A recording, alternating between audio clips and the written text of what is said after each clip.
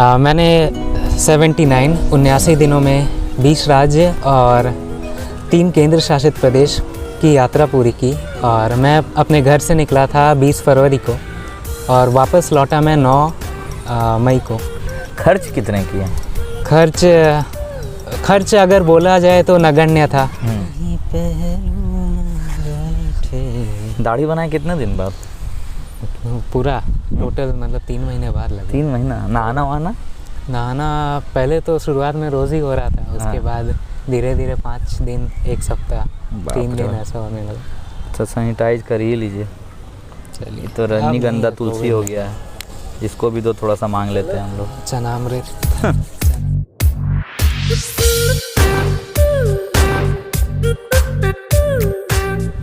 Okay, सो नमस्कार। वादियों में हूँ, सूर्य की रोशनी है, बड़े तामझाम लाइट की ज़रूरत भी नहीं है और एक नेचुरल प्लेस में बैठा हूँ जहाँ पर एकदम ऑक्सीजन देने वाले ऑक्सीजन दाता हमारे पेड़ जो सूख कर गिर चुके हैं। हो सकता है, लगता है ये किसी अम्फान या कोई तूफ़ान का शिकार हुआ होगा, लेकिन अभी फ़िलहाल ठीक है, बैठ गए हैं और इसकी एक टहनी हमें ऑक्सीजन ऑलरेडी मुहैया करा रही है। सोच रहे होंगे कि मेरे बगल वाले फ्रेम में कौन बैठे हैं, जो मैंने आपको ऑलरेडी हेडलाइंस और थंबनेल में दिखाया था।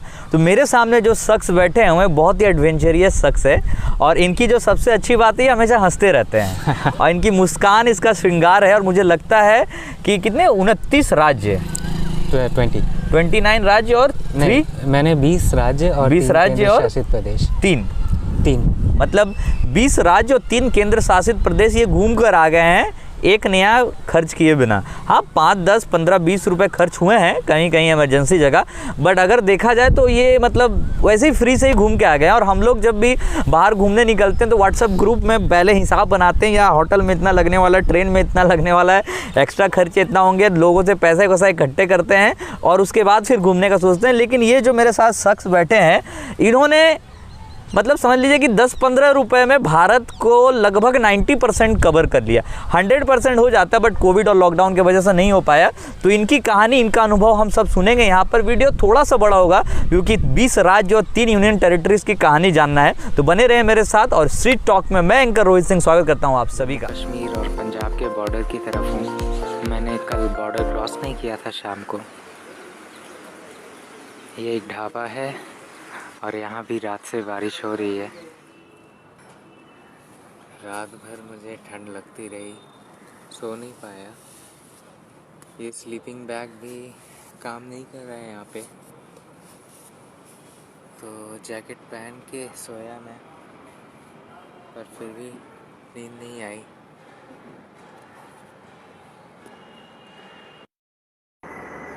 ये रही मेरी टेंट और ये रहा चिनूक हेलीकॉप्टर।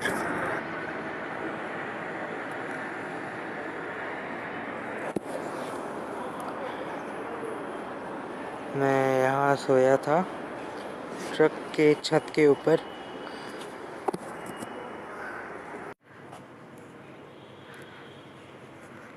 रात भर बहुत ठंड लगी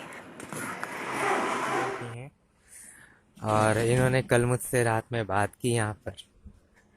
इसके अलावा इन्होंने मेरे लिए चावल तथा कश्मीरी आलू दम भी बना कर दिया।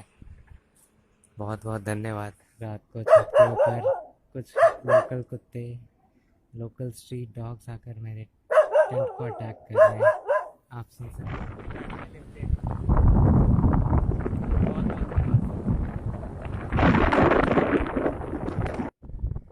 और मैं अपना सामान समेटने लगा हूँ। आज द्वारका में लॉकडाउन है। रात में ट्रक में ही सोया।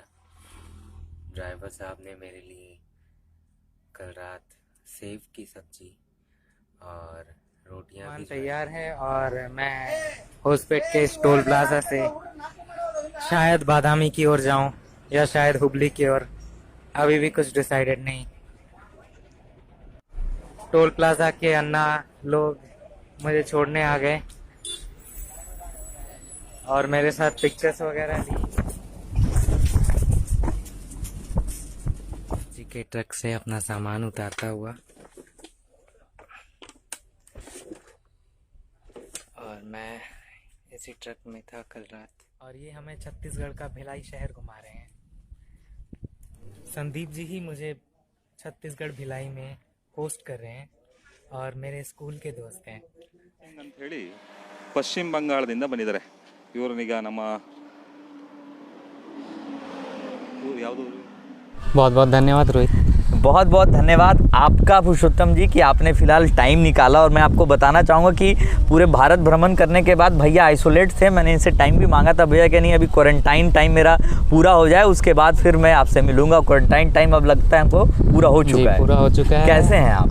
मैं बहुत ही स्वस्थ हूँ और आप कैसे हैं? मैं भी एकदम स्वस्थ हूँ, लेकिन कोरोना और लॉकडाउन ने माहौल ख़राब कर रखा है।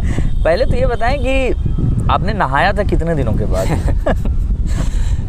दरअसल मुझे कभी 3 दिनों के बाद नहाना होता था, हाँ। कभी 1 सप्ताह के बाद, तो कोई ठीक नहीं था। शुरुआत में मैं रोज़ ही नहाता था, लेकिन उसके बाद जैसे जैसे आगे बढ़ा और डिस्टेंस कवर करने लगा तो नहाना भी मुश्किल हो गया।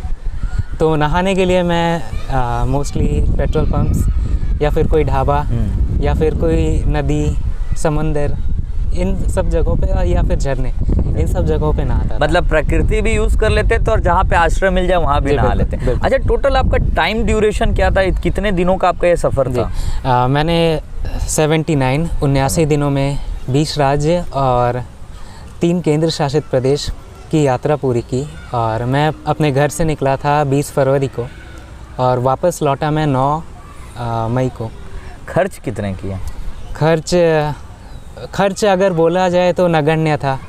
कुछ रुपए मैंने इमरजेंसी के लिए रखे थे, लेकिन हार्डली 100-200 रुपए खर्च किए होंगे मैंने, बस। क्योंकि कहीं रात हो गया और बस लेना ही पड़ा मुझे, तो उसकी वजह से 20-25 रुपए बस का किराया ऐसा कुछ दिया मैंने, वो भी कम दूरी के लिए। तो आप सोच सकते हैं क्या 79 डेज़ बाहर में रहना और बिना होटल, बिना लॉज और बिना पार्किंग में गाड़ी रखे हुए।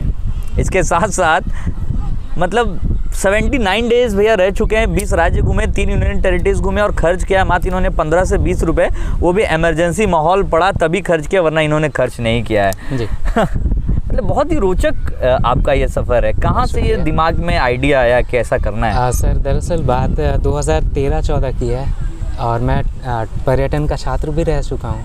तो जब मैं पर्यटन की पढ़ाई कर रहा था तो हमें कोलकाता जाने का मौका मिला ट्रैवल एंड टूरिज़्म फेयर पे। तो वहाँ पे मैं एक स्टॉल के किनारे खड़ा था, तो एक बूढ़े व्यक्ति आते हैं और वो स्टॉल में एक एम्प्लॉय से पूछते हैं कि हमें यहाँ जाना है घूमने के लिए, तो इसका क्या खर्च बैठेगा। तो वो खर्च सुनकर उस बूढ़े व्यक्ति की मतलब भावनाएं बहुत उदास हो जाते हैं वो। तो उसके बाद वो कहते हैं एम्प्लॉय से कि हमारे जैसा व्यक्ति शुरुआत में पैदा हुआ, फिर फैमिली के लिए काम किया, अब उसके बच्चे हो गए, उसके बच्चों को देखा, अब जब हमारे लिए अपना फ्री समय मिला है तो पैसे सुन के हम कहीं जा नहीं सकते।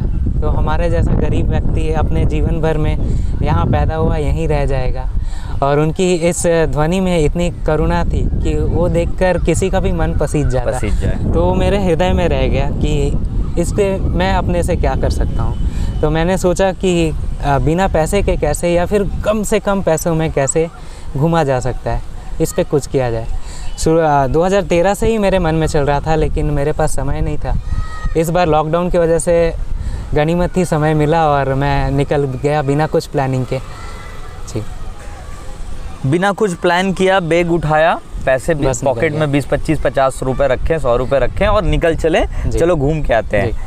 एक कहानी, मतलब कलकत्ता की एक समय की कहानी जहाँ पर एक बूढ़े व्यक्ति ने कलकत्ता को देख नहीं पाया पैसों की कमी कारण, उनसे प्रेरणा मिली और भाई साहब ने पूरा भारत का चक्कर लगा लिया बिना पैसों के, है ना? और मैं चाहता हूँ कि इस पे मैं रिसर्च भी करूँ। अच्छा, इसमें मतलब ये क्या कोई पढ़ाई का ऐसा सब्जेक्ट भी है इस चीज़ का? ये पर्यटन का सब्जेक्ट है, टूरिज्म पर्यटन का भी सब्जेक्ट है।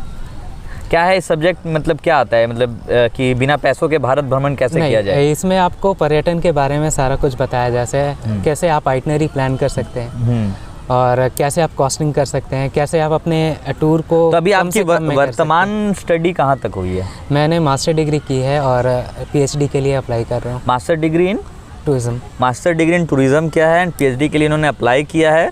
और मुझे लगता है कि आपका जो ये अनुभव है भारत घूमने का, वो भी बिना पैसों के, ये देख करके ज़रूर आपको मिलना ही है, मिलना है। बहुत शुक्रिया। ये बताइए कि कौन कौन से राज्य आपने घूमे, मतलब अगर शॉर्ट में बता जी, पाएँ? मैंने शुरुआत की थी पश्चिम बंगाल से, अच्छा। अपने घर से निकला और उसके बाद मैं झारखंड गया, देवघर, रांची। बाबा नगरी। जी, वहाँ से मेरी इच्छा थी कि मैं बाबा के दर्शन करने के बाद ही कुछ आगे बढ़ूँ।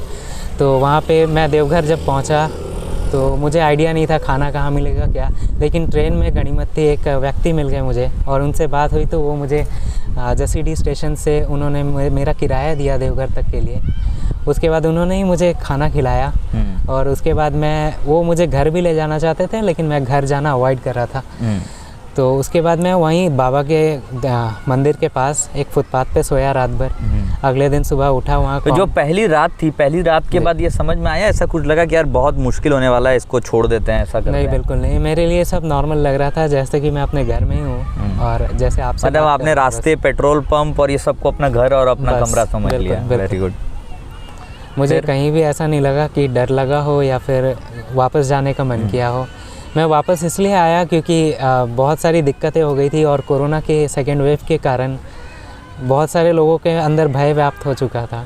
तो लोग मदद करने से भी और जी, लिफ्ट देने से भी हिचकिचा रहे थे। हिचकिचा रहे थे, प्लस उनके डर को देखकर मैं भी अब एंजॉय नहीं कर पा रहा था। अच्छा। तो मैंने सोचा कि अब इसे छोड़ दिया जाए और जो बाकी नॉर्थ ईस्ट के 8 राज्य बच रहे हैं, हाँ, उसे किसी और तरीके से किया जाए। तो आप मतलब ऑलमोस्ट कितने स्टेट आपने घूमे अगर मैं ऐसे गिनना चाहूँ तो? झारखंड के बाद फिर मैं पश्चिम बंगाल, झारखंड, उड़ीसा। छत्तीसगढ़। अच्छा, पश्चिम बंगाल, झारखंड से आप उड़ीसा। जी। उड़ीसा, छत्तीसगढ़, तेलंगाना, आंध्र प्रदेश, तमिलनाडु, केरल, कर्नाटक, गोवा, महाराष्ट्र, MP, मध्य प्रदेश, गुजरात, राजस्थान, हरियाणा, पंजाब और उसके बाद जम्मू एंड कश्मीर, और वहाँ से लौटते हुए हिमाचल, उत्तराखंड, और बाकी उत्तराखंड से मैं ट्रेन की सहायता से यूपी और बिहार क्रॉस करता हुआ इधर आया। और बीच में मैंने पौंडीचेरी चंडीगढ़ किया। तो ये जितनी आसानी से मैंने हाथ में सारे राज्य काउंट कर लिए ना, तो इतने राज्य अगर हम और आप प्लान करें कि घूमने हम लोग चलेंगे, तो हमारा प्लान करते दूसरा प्लान आ जाएगा और हम वो जा ही नहीं पाएंगे। सबसे इंटरेस्टिंग कौन सा स्टेट लगा? वैसे तो भारत खुद में एक बहुत ही खूबसूरत सा देश है, लेकिन एक होता है ना कि यार हमें यहाँ पे ज़्यादा अच्छा लगा, यहाँ के लोग और स्वीट थे बहुत। कौन सा स्टेट? सर, सारी जगह मिली जुली सारी बातें रही। कहीं पर मुझे बहुत मतलब हर जगह ही अच्छा लग रहा था और हर जगह ही खुशनुमा माहौल लग रहा था मन में। अच्छा, हर जगह ही अच्छी थी। लेकिन हर जगह तो ऐसे भारत अपने आप में खूबसूरत सा देश है, लेकिन एक होता है ना, हाँ यार हम बैचलर्स, हम गोवा घूमने जाएंगे, गोवा अच्छा लगता है, हमें पहाड़ अच्छा लगता है। तो उस दृष्टिकोण से आपको कौन सा अच्छा लगा? मैं हेल्थ के दृष्टिकोण से बताता हूँ। मदद जहाँ पे आपको सबसे ज़्यादा मिली। प्राकृतिक और भौगोलिक दृष्टिकोण से बहुत लोग हाँ, क्योंकि आप तो बिना पैसे के घूमने निकले, आपके लिए जो सबसे मोस्ट इम्पोर्टेंट थिंग है वो हेल्प, मदद। कौन से स्टेट के लोग मदद ज़्यादा करते हैं? हेल्प मुझे झारखंड में बहुत अच्छी हेल्प मिली थी। ओके। उड़ीसा में थोड़ी सी दिक्कत हुई। बाकी छत्तीसगढ़ भी बहुत अच्छा रहा मेरे लिए। इसके अलावा तेलंगाना और आंध्र प्रदेश में थोड़ी दिक्कतें हुई। केरल बहुत अच्छा था। कर्नाटक सबसे अच्छा रहा अभी तक के ट्रिप में। मतलब कर्नाटक में आपको ज़्यादा मदद? कर्नाटक में मेरे लिए ये हो गया था कि कर्नाटक में भी बहुत सारी घटनाएं हुई मेरे साथ। तो मैंने प्लान किया था कि कर्नाटक सीधा मैं कोस्टल रोड होता हुआ बेंगलोर निकल जाऊंगा एक दिन में। लेकिन फिर अचानक जब मैं मैंगलोर पहुंचा तो मैंगलोर से मुझे लगा कि मैं एक बार हम्पी जाऊं। तो वहाँ से मैं 3 दिन की यात्रा करता हुआ वापस हम्पी पहुंचा। फिर वहाँ हम्पी में 2 दिन स्टे किया। उसके बाद घूमते घूमते मैं गोवा पहुंचा। तो इस बीच मैं जब अगुम्बे से गुजर रहा था कर्नाटक में, तो अगुम्बे में ये बात मैंने कभी शेयर नहीं की, इस बार बताना चाहता हूँ कि जब मैं अगुम्बे से गुजर रहा था तो 50-51 किलोमीटर का लगभग एक जंगली रास्ता था। अच्छा। तो वहाँ पे 2 गांव पड़ते थे बीच में। तो मैं शहर से लिफ्ट लेकर बाइक में एक गांव में उतरा। तो जब मैं गांव में उतरा फिर वापस पैदल चलने लगा जंगल में। तो एक गांव वाले की बाइक आ रही थी, मैंने उसे रुकवाया। तो वो रुककर अचानक मतलब चौंक जाता है मुझे देखकर, इतने सारे बैग्स लेकर घूम रहा हूँ अकेला। तो वो मुझे बोलते कहाँ से आ रहा हो, इंक्वायरी करने लगा मेरे बारे में। तो उन्होंने फिर कहा कि, तो वो जैसे ही रुकते हैं और इंक्वायरी करने लगते हैं, अचानक 15-20 गांव वाले आकर मुझे घेर लेते हैं। फिर सब बोलते हैं कहाँ से हो, कौन हो, क्या हो। उसके बाद मैंने बताया कि मैं ऐसे ऐसा कर रहा हूँ। तो वो बोलते हैं नहीं, अपनी आईडी दिखाओ, चलो साइड में चलो। तो मैं किनारे गया, एक ढाबे पे, छोटे मोटे ढाबे पे बैठाया उन्होंने। उसके बाद मेरी आईडी देखी, फिर उन्होंने कहा कि यहाँ रुको, पुलिस आ रही है। पुलिस को हमने इन्फॉर्म किया। तो फिर उन लोगों ने बताया कि उनके गांव में बहुत दिन से चोरियां हो रही थी। अच्छा। तो इसलिए उन्होंने रोका है और इंक्वायरी कर रहे हैं। तो फिर 1 घंटे बाद पुलिस आई शहर से। तो फिर पुलिस आई, पुलिस ने हल्की फुल्की बातें की। पुलिस भी बहुत अच्छे से ट्रीट कर रही थी। पुलिस फिर बोला कि एक बार जब कंप्लेन हुआ ही है तो एक बार थाने चलो, आप एक बार ऑफिसर से मिल लो।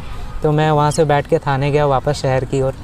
और थाने में जाने के बाद वहाँ पे लगभग 2-2.5 घंटे मैंने इंस्पेक्टर का इंतज़ार किया। फिर उनसे बात हुई। उन्होंने कहा कोई बात नहीं, आप बस अपना फिंगरप्रिंट दे दो, फिंगरप्रिंट इम्प्रेशन दे दो और उसके बाद चले जाओ। तो इस प्रोसेस में लगभग गांव से शहर फिर इस 4-5 घंटे मेरे बीत गए। फिर शाम के वक्त उसी रास्ते से मैं वापस लिफ्ट लेकर गया और अगुम्बे पहुंचा। तो अगुम्बे में मुझे एक लोकल न्यूज़ चैनल वाले मिल गए। तो उन्होंने जो वीडियो शूट किया, तो उन्होंने जो रिपोर्टिंग की, तो वो रिपोर्ट लगभग वायरल हो गया फेसबुक पे। कर्नाटका में लगभग 20-22 लाख लोगों ने उसको देखा। 2.2 मिलियन उसका व्यू हो गया। तो लगभग हर रोज़ जब मैं कर्नाटका से गुजर रहा था तो 5-10 लोग रास्ते में मुझे मिल जाते थे, पहचान लेते थे और आपको। बहुत हेल्प करते थे। अपने घर ले जाते, खाना ऑफ़र करते। अपने साथ होली में शामिल किया उन्होंने मुझे। अच्छा, होली भी आपने कर्नाटका में ही मनाई है? तब होली भी थी और तब उन्होंने। नहीं, मेरा एक सवाल भी आ ही रहा था जहन में। हम अक्सर न्यूज़ में देखते हैं कि कि किसी अनजाने व्यक्ति को बच्चा चोरी होने के शक में पीट दिया गया, ऐसा हो गया उसको साथ वैसा। तो आपके मन में ये डर व्याप्त नहीं था यार मैं अकेले जा रहा हूँ किसी अनजान शहर, अनजान राज्य, जहाँ की मैं भाषा नहीं समझ पाऊंगा, कुछ नहीं समझ पाऊंगा, मेरे साथ अगर ऐसा कुछ हो जाए तो? सर, अगर आप बन के रहते हैं, पैनिक नहीं करते हैं, आराम से सवालों का जवाब देते हैं और हंसना पड़ता है ना आपकी तरह। आप बस पैनिक नहीं करना है। कोई भी आपको हाथ नहीं उठाना चाहता है। हाँ, बस वो इंक्वायरी कर रहे हैं, आप आराम से जवाब दीजिए, वो भी संतुष्ट हो जाएंगे। तो वो पुलिस स्टेशन का भी अनुभव बहुत ही यूनिक रहा होगा आपके लिए मेरे ख्याल से? ठीक था। ठीक था जी। कोई ऑफिशियल कंप्लेन वगैरह तो ऐसी कुछ नहीं हुई थी, बस इंक्वायरी? मैंने फिर भी जाते हुए एक बार पूछ लिया था कि कोई FIR वगैरह हुई है, तो उन्होंने कहा कि कुछ नहीं है, बस जनरल इंक्वायरी थी। तो आपको डर लगा था क्या? नहीं, बिल्कुल कहीं भी मुझे डर नहीं लगा। इसके अलावा भी और भी मैंने कुछ करा नहीं है यार। हाँ, अच्छा, हाँ, घटनाओं से है कि आप मेरे को सबसे 2 सवाल हैं कि सबसे अच्छा घटना बताएं पहले, अपना अच्छा एक्सपीरियंस। मैं बोलूँगा यही मेरे लिए अच्छा घटना था। यही जी, जहाँ पे लोगों के साथ लोगों ने बात करके आपको मुझे ये सीखने को मिलेगा कि अगर आपको 15-20 लोग घेर लेते हैं, वो भी मतलब मान लो आप मारने के इरादे से ही घेर लेते हैं, तो आप उस सिचुएशन को कैसे हैंडल करते हैं। तो मैंने देखा कि मैं उस सिचुएशन में भी बहुत ज़्यादा शांत बने रह सकता हूँ और लोगों को अच्छे से ट्रीट भी, मतलब लोगों के सवालों का अच्छे से जवाब भी दे सकता हूँ। तो ये मुझे अपने आप में ये नया अनुभव था मेरे लिए कि ऐसा सिचुएशन कभी हुआ नहीं था मेरे साथ। तो ये भी सीखने को मिला, चलो इसमें मैं इस तरह से हैंडल कर सकता हूँ। ಈಗ ನಾನು ಮೊದಲೇ ಹೇಳಿದೆ And from there to this Hospet and Hampi, from there to Hubli and then Goa. Okay, you have passed on 10 states. Yes sir. Huh? Yes sir. I have completed West Bengal. I started from West Bengal, then Jharkhand, Odisha, Chhattisgarh, Maharashtra, Telangana, Andhra, Tamil Nadu, Kerala, now in Karnataka. तो ये तो बहुत अच्छा अनुभव था आपका कि सबसे बड़ा अनुभव था कि पुलिस फ्रेंडली पुलिस मिल गई, फिर आपका वो वीडियो वायरल हो गया, कर्नाटक के लोग आपको बुलाने लग गए, हर एक शहर से कॉल आने लगे, यार मेरे जगह आओ, मेरे जगह आओ। ये जानना चाहूँगा इस एडवेंचर में आपने क्या क्या फेस किया, जानवर, चोर, पुलिस, क्या क्या फेस किया, ये सब बताइए एक बार। मैंने कई बार ऐसा होता था कि कुत्ते अटैक करते थे मेरे टेंट पे। कई बार हाईवे पे अंधेरी जगहों में सोया, खेतों में सोया। एक बार एक खेत में मैं टेंट लगाने जा रहा था, तो अचानक एक आदमी ने टोका कि वहाँ मत लगाओ। फिर मैंने कहा क्यों? उसने कहा रीज़न पता चल जाएगा। फिर जब मैं रात को उठता हूँ तो देखता हूँ खेत में पूरी आग लगी हुई है। अच्छा। तो ऐसा भी हुआ। मतलब वो खाद जलाने के लिए खेत को वो लोग पुआल जला रहे थे अपने। तो मतलब ऐसा डर नहीं लगा यार, खौफ, यार जानवर अटैक कर रहे हैं चारों तरफ, ऐसा हो रहा है? कुछ भी नहीं? मुझे नहीं लगा। बहुत बार सांड भी आ जाते थे मेरे टेंट के पास और 3 बजे रात को मौत से सामना हुआ एक बार भी? नहीं, डराना नहीं चाहूँगा मैं, डराना नहीं चाहूँगा किसी को। मैं बताना चाहूँगा कि कितना एडवेंचर किया जा सकता है, क्योंकि हम कहीं भी जाते हैं। बहुत सारे एक्सीडेंट्स देखे हाईवे पे लाइव, और करीब 4-5 अच्छे बड़े बड़े एक्सीडेंट्स देखे जिसमें लाइफ थ्रेटनिंग भी था वो एक्सीडेंट्स। तो ठीक है, वो उतना चलता है। सबसे ज़्यादा लिफ्ट कहाँ से मिली, ट्रक से, जीप से, क्या चीज़ से? मैंने हर तरह के साधन को ट्राई किया। मैंने ट्रक्स भी लिए, मैंने फ्री में बसों में भी यात्रा की। हाँ, और बस वाले इसके ऐसे मदद अलावा कर देते थे? मोटरसाइकिल्स, हाँ जी। इसके अलावा मोटरसाइकिल्स, इसके अलावा मैंने ट्रैक्टर्स में। अच्छा, तो ये आपने देख लिया कि इन्होंने किन किन चीज़ों में सफ़र किया। इन्होंने बस, ट्रक, साइकिल, बाईसाइकिल, ट्रैक्टर, जानवरों के भी आपने लिया था? ऐसा कुछ भी नहीं। और खाना क्या क्या मिला आपको? खाना मुझे नॉर्मली एक टाइम का ही मिलता था। अच्छा, पूरे दिन में एक बार? जी, जो ट्रक ड्राइवर्स होते थे, हाँ, तो जब वो खाने को उतरते थे तो वही पूछ लेते थे चलो खा लेते हैं, तो उनसे खा लेता था। लेकिन दोबारा अगर वो बोलते थे तो दोबारा मैं अवॉइड करता था ताकि उन पे भी कोई बोझ ना आए। मतलब आपको लोग खाना शेयर करते थे, मतलब जो ट्रक ड्राइवर सब कुछ हो रहा है? और 2-4 बार मैं धर्मशाला और गुरुद्वारे में भी रुका, तो वहाँ मुझे पर्याप्त खाना मिल जाता था। ऐसा कितनी बार हुआ था कि जब आपको खाना 2-4 दिनों तक ना मिला हो, या 2 दिनों तक ना मिला हो? ऐसा करीब 2-3 बार हुआ। कितने दिनों तक आप भूखे थे? करीब 35-36 घंटे, 40 घंटे। 35-36 घंटे सिर्फ पानी के बदौलत रहा। और इसके अलावा पानी मिल जाता था? पानी मैं पेट्रोल पंप से भरता था या फिर ढाबे से भर लेता था। और कभी कभी ऐसा हुआ कि कहीं पानी नहीं मिल रहा है तो मैं गंदा पानी भी पी लेता था। तो उसकी वजह से एक बार मुझे पुणे में, मतलब आप सब ने अगर डिस्कवरी मैन वर्सेस वाइल्ड देखा होगा, वहाँ पे बेयर गिल्स है, यहाँ पे मेरे पुरुषोत्तम सिंह है। नहीं, ऐसी कोई बात नहीं है सर। ये बहुत ही निम्न कोटि की यात्रा। नहीं, निम्न कोटि की यात्रा थी, लेकिन हम तो ये भी करने से सोचते हैं और डरते हैं आपके लिए निम्न कोटि की। लेकिन हम और हमारे जो दर्शक हैं जानते हैं कि इस चीज़ को सोचना भी एक परिकल्पना जब हम करते हैं, प्लानिंग जब हम करते हैं, तो प्लानिंग करना भी अपने आप में एक बड़ी बात होती है। आप तो एग्जीक्यूट करके आ चुके हैं। सर, मैंने प्लानिंग भी नहीं की थी। अच्छा, मैं बस 3 दिन पहले बिना प्लानिंग के निकल पड़े? मैंने 3 दिन पहले सोचा कि मुझे ये यात्रा करनी है। मैंने ये भी नहीं डिसाइड किया था कि पहले नॉर्थ जाऊँ या पहले साउथ जाऊँ। अच्छा, एक चीज़ हमेशा होता है कि जब भी अपने जहन में जम्मू कश्मीर की चीज़ें आती हैं तो अपने दिल में आता है जम्मू कश्मीर जाएंगे तो सब मिलेगा नहीं, तो नेटवर्क का इशू हो रहता है वहाँ पे, कैसे होगा, क्या होगा? वहाँ का अनुभव कैसा रहा आपका? मैं करीब जब पंजाब से मैं जम्मू पहुंचा, पंजाब में भी लोग लिफ्ट देने से कतरा रहे थे। हाँ। क्योंकि वहाँ पे चेकिंग वगैरह काफ़ी? जी, चेकिंग का और नशे आदि का भी वहाँ पे ट्रांसपोर्ट बहुत होता है। अच्छा। तो हमारे जैसे ही लोग बस्ता उठाकर ट्रकों में लिफ्ट लेते हैं और नशा का ट्रांसफ़र करते हैं, नशे के सामानों का। तो इस वजह से भी पंजाब के लोग कतरा रहे थे लिफ्ट देने पे। तो लगभग आधा पंजाब मैंने पैदल ही पार किया। मैंने सोचा था 1-2 दिन में ही पंजाब पार हो जाएगा। हाँ। लेकिन मुझे 6 दिन लग गए लगभग पंजाब में आपको लिफ्ट सबसे कम मिली है? बहुत कम। ड्यू टू ये रिस्क जो था कि यार वो नशा का कारोबार हो रहा है, ऐसा कुछ है, वैसा कुछ है ना? जी, बिल्कुल। और जम्मू कश्मीर में आपने लॉकडाउन ये सब भी क्या क्या फेस किया? हाँ, सब कुछ? जब मैं पहुंचा तो मुझे सबसे पहले पंजाब और जम्मू कश्मीर के बॉर्डर पे कोरोना टेस्ट करवाना पड़ा और वो फ्री था कश्मीर गवर्नमेंट की ओर से। तो करीब वहाँ 1 घंटे में टेस्ट का रिज़ल्ट आ गया। उसके बाद मैं फ्री था आगे बढ़ने के लिए। तो आगे बढ़ने के लिए मैंने लिफ्ट का प्रयास किया। वहाँ भी लिफ्ट नहीं मिल रहा था, लेकिन कुछ ड्राइवर्स रुक रहे थे, तो मुझे लगा यहाँ लिफ्ट मिल सकता है। तो मैंने प्रयास जारी रखा और एक दिल्ली के ड्राइवर ने मुझे जम्मू तक लिफ्ट दे दी। तो जम्मू के बाद मैं वहाँ 1 दिन रुका और अगले दिन सुबह उठकर मैं जब पैदल निकल रहा था आगे कश्मीर की ओर, तो रास्ते में जम्मू एंड कश्मीर के टैक्सी स्टैंड में मुझे एक ड्राइवर मिलते हैं। उन्होंने कहा कि कहाँ जा रहे हो? मैंने बताया ऐसी ऐसी बात है, मैं बिना पैसों के भारत यात्रा कर रहा हूँ और यहाँ से कश्मीर और लद्दाख जाना है मुझे। तो उन्होंने कहा चलो बैठ जाओ, मैं छोड़ दूँगा। और तब किराया लगभग 1500-2000 रुपये था वहाँ से। तो उन्होंने आपको मुफ्त में छोड़ दिया? जी, उन्होंने कहा कि मैं छोड़ दूँगा। हाँ, अच्छा, मैं छोड़ दूँगा। हाँ, उसके बाद अचानक उनका भाई आ गया कि चलो एक बार पंजाब जाना है हमें, एक पैसेंजर लेकर। तो वो अपनी गाड़ी छोड़कर भाई के साथ पंजाब चले गए। हाँ। और फिर वो जब रात को वापस आए तो उस समय रात में 8 बजे से लॉकडाउन लग जा रहा था। तो उनको आने में लगभग 11:30 बज गया। तो उस दिन हम लोग नहीं जा पाए, तो मैं उनकी गाड़ी में ही सोया उस दिन। चाबी मिल गई थी गाड़ी की? चाबी उन्होंने एक पार्किंग लॉट में गार्ड को दे रखा था कि जब भी इसे ज़रूरत हो आप इससे लेकर दे देना। तो ये जो कहानी भैया बता रहे हैं पुरुषोत्तम जी, इसका हम वीडियो भी आपको शेयर कर देंगे। आप देखिएगा वो मोमेंट, जिस मोमेंट में इन्होंने मतलब वो पूरी रात जम्मू के एक सड़क में पार्किंग अलॉट में सोकर गुजारी थी।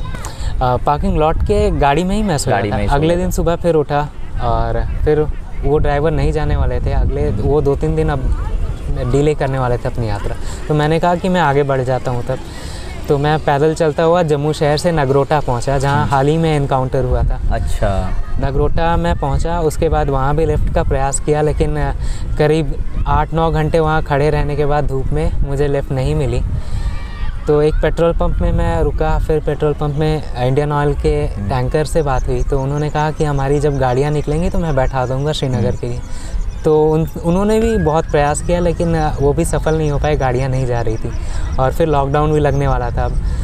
तो लोगों ने सजेस्ट किया कि बहुत सारे कश्मीरी भी रुके रास्ते में, और उन्होंने सजेस्ट किया अभी ऊपर जाना ठीक नहीं है, और लॉकडाउन का भी बहुत लॉकडाउन, कोविड, उसके बाद से सिचुएशन भी थोड़ा सा सेफ्टी को भी देखते हुए। तो और अगर वहाँ बाहर में रहने भी नहीं दे रहे थे, और गुरुद्वारों में भी रहने पर रिस्ट्रिक्शंस थी श्रीनगर में। तो उन्होंने कहा कि अभी आप श्रीनगर की ओर मत जाओ, आप बाद में कभी आ जाना। लेकिन उसके बाद भी फिर आपने अपना सफ़र नहीं रोका? नहीं, मैंने भी डिसाइड किया कि आगे जाना अब उचित नहीं होगा। मेरे पास गर्म कपड़े भी पर्याप्त नहीं थे, क्योंकि मेरा स्लीपिंग बैग बहुत ज़्यादा गर्मी प्रदान नहीं कर पा रहा था। तो मैंने सोचा कि वापस लौटना चाहिए, और मैं वहाँ से वापस लौटकर पुनः पंजाब आ गया। मतलब सफ़र आपने नहीं रोका, मतलब वापस आप अपने शहर नहीं आए? नहीं। और डर के आगे जीत वाला जो वचन हम ऐसा सोचते हैं, तो वो चीज़ हुआ नहीं। फिर मैं वहाँ से पंजाब आया, पंजाब से मैं चंडीगढ़ आया, चंडीगढ़ से मैं हिमाचल गया। इतना आपने एडवेंचर किया, इतना आपने सोचा, हर डर को पार करके हर जगह पहुंचा। क्या कहना चाहेंगे युवाओं को? आपको ऐसा लग रहा है ये नगण्य तैयार, ये तो कोई भी कर सकता है, आसान है, बट बहुत से लोगों के लिए ये चीज़ बहुत हार्ड है। मेरे लिए तो बहुत ही हार्ड है। आपके लिए कितनी हार्ड है, कमेंट सेक्शन में ज़रूर बताइएगा। क्या कहना चाहेंगे? मैं कोई परामर्श या ज्ञान तो नहीं दे पाऊँगा, लेकिन मैंने जो अपने खुद से अनुभव किया उसे आप भी शायद इम्प्लीमेंट करें, तो आपके लिए भी वो फ़ायदेमंद हो सकता है। मैंने ये सीखा कि मैंने कोई प्लानिंग नहीं की थी, और प्लानिंग करते समय बहुत डर लगता है। अगर आप घर से निकल जाते हैं तो उस समय डर आपका गायब हो जाता है, जब आप सिचुएशन को फेस करने लगते हैं। जो रहता है दिमाग के अंदर ही वो डर रहता है, जब सिचुएशन सामने आती रहती है तो वो डर का लेवल अचानक कम हो जाता है। आपको लगता है आप जितना सोच रहे थे और जो फेस कर रहे हैं वो तो आपकी सोच में ही डर था। और इसके अलावा आप हर सिचुएशन में काम रहे तो मतलब अगर आपने ठान लिया तो हिमालय चढ़ना भी मुश्किल नहीं है, अगर आपने ठान लिया तो भारत क्या पूरा विश्व घूमना भी मुश्किल नहीं है। ठानना पड़ेगा और सोच को पॉजिटिव रखना पड़ेगा। जी, सिर्फ ठान लेने से भी नहीं होता है, बस एग्जीक्यूट अच्छे से करिए आप, और शांत रहिए, आराम और से। सिचुएशंस को भी तो फेस करने के लिए और आप सिचुएशन को खुद से कंट्रोल नहीं कर सकते हैं। आप जितना भी कंट्रोल करना चाहे, आपके कंट्रोल में कुछ भी नहीं रहता है। आप बस अपने आप को छोड़ दीजिए और आप ही बनकर रहिए तो बेटर होगा। आप किसी और की पर्सनालिटी को डेवलप ना करें। आप ना बेयर ग्रिल्स है और ना कोई और है, आप हैं। जी, आप जिस तरह से उस सिचुएशन को हैंडल करेंगे वो बेयर ग्रिल्स भी नहीं कर पाता। तो जितने लोगों ने आपको इस सफ़र में हेल्प किया, आपका साथ दिया, उनको क्या कहना चाहेंगे? मैं बहुत ही आभारी हूँ, और बहुत ही सुखद तमाम राज्य के लोग जो आपको रास्ते में मिलते गए। जी, मैं सबका आभारी हूँ जिन्होंने मेरी मदद की, और जिन्होंने डर की वजह से मेरी मदद ना भी की, लेकिन किसी और सिचुएशन में, माहौल में शायद वो मेरी मदद कर भी देते, लेकिन माहौल कुछ ऐसा था कि वो मेरी मदद ना कर पाए। लेकिन मैं बहुत आभारी हूँ उनका, और बहुत बहुत शुक्रिया उन लोगों का। तो ये मेरे साथ थे पुरुषोत्तम सिंह, जिन्होंने बताया अपनी कहानी से कि अगर लोग ठान लें तो 20 से 25 रुपए में भी भारत के 20 राज्य और 3 केंद्र शासित प्रदेश घूमे जा सकते हैं। और लॉकडाउन और कोविड ना रहता तो शायद ये पूरा भारत घूम लेते, चाहे वो नॉर्थ ईस्ट के 8 स्टेट आपके छूट गए ना, 8 स्टेट इनका छूट गया। अगर ये भी ना रहता तो ये घूम लेते। तो इनकी अपनी कहानी जानी, इनकी कहानी कैसे लगी ज़रूर मुझे बताइएगा, और कमेंट बॉक्स में भी कमेंट करिएगा, ताकि इनकी कहानी को हम अप्रिशिएट कर सकें और लोगों तक पहुँचा सकें। जो अभी भी अपने घर में आस उदास बैठे हैं, उनके अंदर भी कुछ चैलेंजिंग चीज़ें हों, और चैलेंज से ही इंसान आगे बढ़ता है, कुछ कर सकता है। तो क्या कहेंगे अल्टीमेटली जाते जाते, जो सफ़र में आप हमेशा गुनगुनाते थे या अपने आप को बोलते थे या समझाते थे, ऐसा कुछ वर्ड? मैं गुनगुनाता था। अगर कहीं लिफ्ट मिलने में बहुत सारी परेशानियाँ हो रही थी, कभी 6 घंटे, कभी 2 दिन भी लग जाते थे, तो मैं रास्ते पे धूप में खड़ा होकर सिर्फ गाने गाता था अपने। क्या, कौन सा गाना फेवरेट? मैं बहुत बेसुरा हूँ। नहीं, फिर भी कौन सा? मैं हर तरह के गाने गाता था, पुराने गाने से लेकर गज़ल। एक फेवरेट हो तो जाए। किसी रंजिश को हवा दो कि मैं ज़िंदा हूँ अभी, मुझको एहसास दिला दो कि मैं ज़िंदा हूँ अभी। ये गज़ल चित्रा सिंह जी की है और बहुत पसंद है मुझे। इसके अलावा भी काफ़ी सारी गज़लें हैं, फिल्मों के गाने हैं। बस तो ये तो मतलब आपने एकदम बता दिया कि ज़िंदा रहना है तो सफ़र करना ज़रूरी है ना? यू ट्रैवल तो आप अलाइव अपने आप को फील कर पाएंगे। मैं एक क्या बोलते हैं उसको हिंदी में, रिक्वेस्ट को क्या बोलते हैं? रिक्वेस्ट को बोला जाता तो है apply निवेदन। करना।